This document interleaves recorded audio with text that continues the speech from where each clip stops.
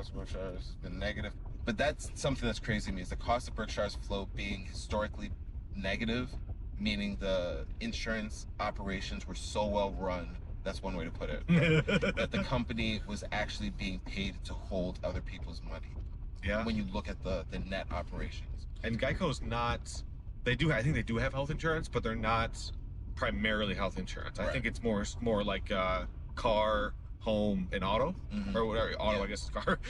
Like boat, auto, and home. Which I also think like the loss there, while it's still a loss, people aren't as amped up about it as a loss in the medical, or the personal medical field, or like health insurance. When you say loss, you mean Denied, a claim denied. a claim denied. Yep. Yeah. If I have my house burns, my boat sinks, even if I lose the 60 whatever grand, that's way better for me than if they deny my brain surgery. Yeah. And we've seen that with the kind of outrage that you can have with Luigi. Yeah. Yeah, Manglione. Yeah. And so yeah. I mean, that's the thing is not all insurance is held equal. Right. But it is something to point. It's a good thing to point out that it's a little bit different with assets than it is with lives. Yes, exactly. And I think when they say it's run well, I do like that, because I think they are, like, Geico's a pretty good insurance company at the moment. Yeah. But it's also like that hidden cost of like who are they paying out, who are they not paying out, how are they actually running things. Yeah. Okay, so then we get into the 70s. We saw there some other acquisitions. There was sCandies, which he loves. They purchased through blue chip stamps, which Buffett and Munger both controlled. C's was generating $4 million in pre-tax profit on $30 million in revenue. Wow. And the C family was asking for $30 million. Buffett and Munger offered $25 million. They accepted. Buffett was initially hesitant about the price. The business had only $8 million in tangible assets. Munger pushed for it. This was the pivotal question. It taught Buffett that a great brand with pricing power was worth paying up for. Over the next 50 years, C's generated approximately $2 billion in cumulative pre-tax profits on a $25 million investment. The lesson from C's led directly to the Coca-Cola investment. And this is them purchasing beyond beyond the cigar butt. Exactly. It's beyond the cigar butt mentality. And he credits Charlie Munger with really shifting his views. Pulling him away from the cigars. Good company is a good company, yes. Yeah. I'm saying, hey man, we can go to that cigar store right there. It's a great cigar. You don't have to smoke that one on the ground. You're still gonna have a good smoke. I'll give you a whole cigar. You can enjoy it. So the Washington Post, they bought in 1973. Yep. And this was in the aftermath of the bear market. He invested $10.6 million for a stake in the Washington Post. He believed the company was worth about $400 to $500 million, but was selling for about $100 million in total market cap. He wrote a letter to the publisher Katharine Graham in June 4th, 1973, introducing himself. "I'll never buy another share unless you personally okay it." They became close friends. Graham later said, "It was like going to business school with Warren Buffett." The investment ultimately returned more than 100x.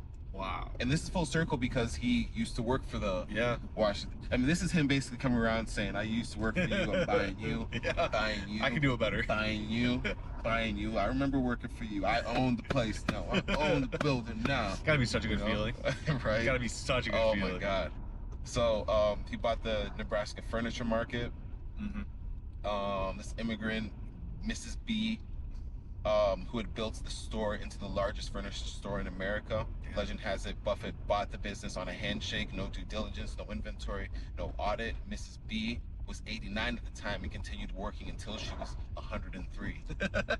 No kidding, dude. I think that's also kind of talks to you about his reputation and the way he does business. You can tell when somebody is willing to do that kind of business over a handshake, why they're going to get so upset when over verbal agreement you short me an eighth. Yeah. You know what I mean? Like, it's very important to him that his reputation is precedes him.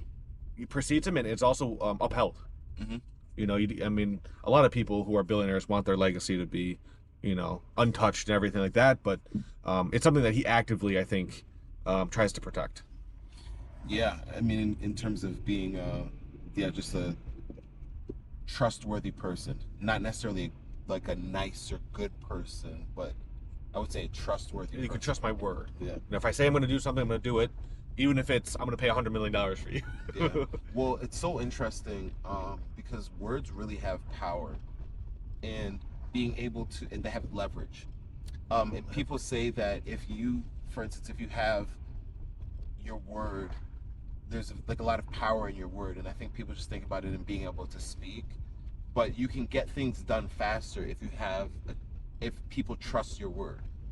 If they trust your word. You can leverage that and be like, hey man, I'm good for it. Okay, if you're good for it, that means I can go and do these different things. Right. We don't have to go through all this diligence. But I also think he spends so much time researching that when he goes out here and he does a handshake deal, he's only doing handshake deals with people that he's trusted and vetted. That's true. And knows that they're good for what they. Yeah, I can't walk up to him and get a handshake deal for $100 like, million. I don't know you. Yeah.